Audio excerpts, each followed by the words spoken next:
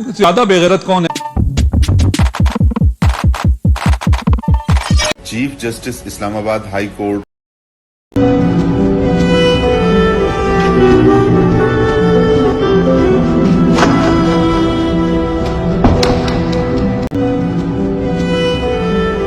Imran Khan Zindabad.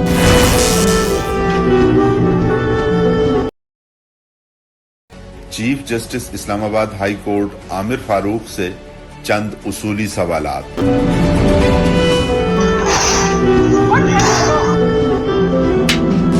सवाल number 1, क्या वजह है कि जजों की जानिब से मुसलसल हिरासानी की शिकायत के बावजूद आपने इस पर एक्शन लेने या सुप्रीम कोर्ट को आगाह करने की बजाय इस पर मट्टी डालनी मुनासिब समझी?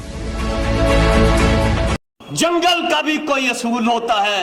जंगल में जो जानवर होते हैं उन्होंने भी रहने के लिए कोई कायदे और ज़ाब्ते बनाए होते हैं।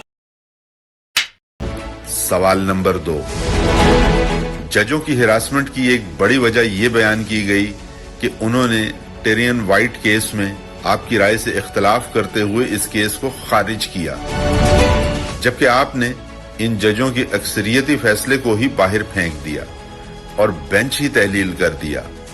क्या आपने ऐसा मुक्तदरा के कहने पर किया? लुटे हुए पिसे नंबर 804 कौन बचाएगा पाकिस्तान? सवाल नंबर 3, इस्लामाबाद हाई कोर्ट के जजेस के 2023 के खतूत के मुताबिक इस्लामाबाद की मातहत अदलिया पर खुफिया इदारे असर अंदाज हो रहे थे, यहां तक कि एक जज के घर पर हमला भी करवाया गया। आपके इल्म में लाए जाने के बावजूद इस पर कोई कार्रवाई न हुई। बादअज़ां इसी मातहत अदलिया से इमरान खान को सजाएं भी सुनाई गईं। क्या आप इस मैच फिक्सिंग में शामिल थे? हमने अयूब खां का मार्शल्ला देखा है, हमने ज़ियाउल हक का मार्शल्ला भुगता है, मुशर्रफ का मार्शल्ला तो कल की बात है। इतना जुल्म।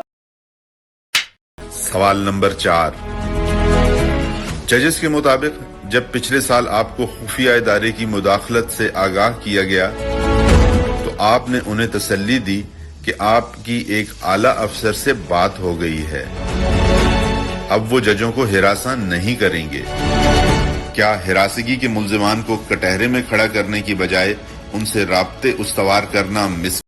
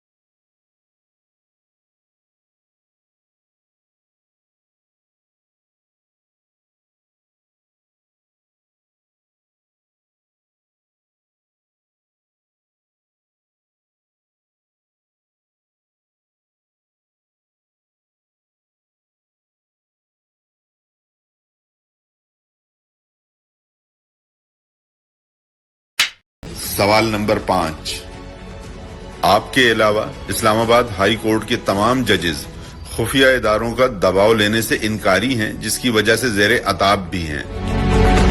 वाहिद आप हैं जिसे खुफिया इदारों से कोई शिकायत नहीं।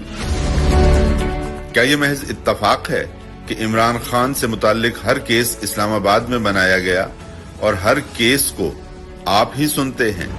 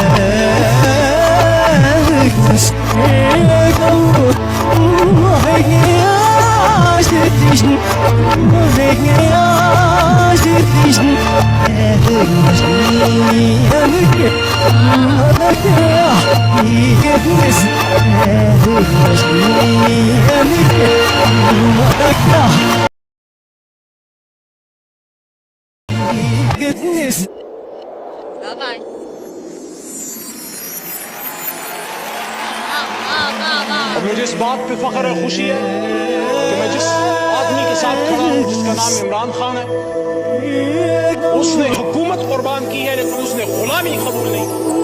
عمران خان کا گناہ یہ ہے کہ اس نے سامراج کے سامنے کھڑے کے یہ بات کی کہ چلتے ہیں دبے پاؤں کہ کوئی جان نہ جائے، غلامی کے اسیروں کی یہی خاص وجہ ہے، ہوتی نہیں جو اللہ کی اس قوم کا حاکم مقدس لٹے ہوئے پسے گلی نمبر 804 کون بچائے گا؟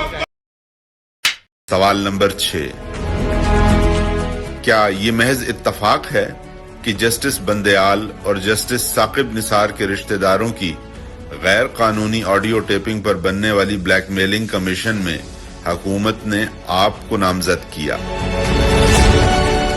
اور آپ رضامند بھی ہو گئے؟ یہ وہی دن تھے جب اسلام آباد ہائی کورٹ کے ججوں کے گھر سے ٹیپنگ کے آلات برآمد ہو رہے تھے اور آپ کے علم میں لانے کے باوجود آپ ایکشن لینے سے انکاری رہے۔ پاکستان نا انہونیوں کا ملک ہے، ٹھیک ہے، یہاں پہ وہ ہو جاتا ہے جو کوئی سوچ بھی نہیں سکتا۔ مثال کے طور پہ ایک بندہ 4 سال پہلے جب عدالتوں کو مطلوب ہوا تو وہ وزیر اعظم کے طیارے پہ بیٹھ کے ملک سے بھاگ گیا، 4 سال وہ اشتہاری رہا، 4 سال بعد وہی بندہ وزیر اعظم کے طیارے میں بیٹھ کے پاکستان آیا اور وزیر خزانہ ہو گیا۔ آپ نے کبھی ایسا سوچا ہے؟ آپ نے کبھی ایسا سنا ہے کہ ایک بندے پہ عدالت میں پیش ہوا کہ جی آپ پہ فرد جرم لگ رہی ہے 16 ارب ڈالر کی منی لانڈرنگ کی، 16 ارب روپے کی، تو جج کہتا ہے یہ مجھ سے پڑھا نہیں جا رہا، یہ کیا لکھا ہوا ہے؟ پنجابی کہتے ہیں ککڑے پہ گئے دی اکھاں نا، تو کہنا میرے تو پڑھیا نہیں جا رہا۔ چلے اگلی سماعت پہ دیکھتے ہیں، فرد جرم نہیں لگی، اگلی سماعت پہ جج صاحب آئے، انہوں نے کہا جی وہ صحیح والی فوٹو اسٹیٹ نکالی، حالانکہ جب آپ سے فوٹو اسٹیٹ نہیں پڑھی جا رہی تھی آپ کہتے دوسری لے، اب تو فوٹو اسٹیٹ رہی نہیں، اب تو اسکین کاپی ہوتی ہے، ٹھیک ہے نا؟ تو انہوں نے کہا جی کدھر ہیں؟ انہوں نے کہا جی وہ تو وزیر اعظم بن گئے، تو جج صاحب نے کھڑے ہو کے کہا ساڈا سلام ہے انہوں نے۔ تو پاکستان میں دنیا میں کہیں ایسا ہو سکتا ہے؟ جو یہ 24 کروڑ لوگ مر رہے ہیں بھوکے ننگے، ان کے لیے کسی نے کہا ہے کہ ان کو کچھ ہو گیا تو کیا ہوگا؟ تو یہ انہونیوں کا ملک ہے۔ میرا یقین ہے کہ عمران خان واپسی کرے گا اور بڑی تگڑی واپسی کرے گا۔ وہ جو اسد رفیق نے کہا تھا یہ ہمیں زندہ گاڑ دے گا، یہ وہی خوف ہے جس کی وجہ سے یہ سب ایک جگہ اکٹھے ہو گئے۔ سب کو یہ لگتا ہے کہ عمران خان آیا تو وہ ہمیں زندہ گاڑ دے گا، یہ خوف ہے۔ میں نے تو خان صاحب سے کہا تھا یہ خوف ختم کر دیں تاکہ آپ کے لیے آسانیاں پیدا ہو جائیں، لیکن وہ کہتا ہے کہ وہ جو ٹرک پہ لکھا ہوتا ہے کہ زندہ کا سونے خانتے آپ بڑا ضدی ہے، تو وہ اس کے لکھا ہوا ماتھے پہ، اب میں کیا کر سکتا ہوں؟ قوم ان سوالات کا جواب چاہتی ہے تاکہ انصاف جیسے مقدس فریضے پر اٹھے شکوک و شبہات کو صاف کیا جا سکے۔ یہ والے مشکل فیصلے کرنے پھر دیکھیے گا کہ عوام کس طرح بغیر شکوے کیے آپ کے پیچھے کھڑی ہوتی ہے۔ کیا آپ یہ والے اصل مشکل اور سخت فیصلے کر سکیں گے؟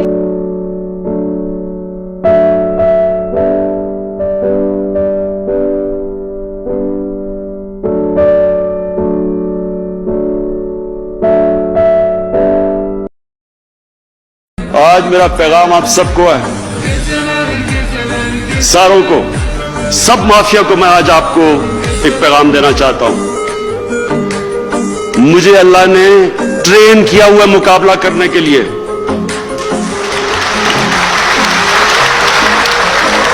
میں ایک اسپیشلسٹ ہوں مقابلہ کرنے کا۔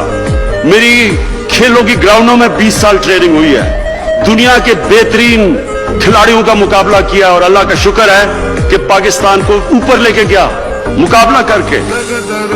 مجھے ہارنا بھی آتا ہے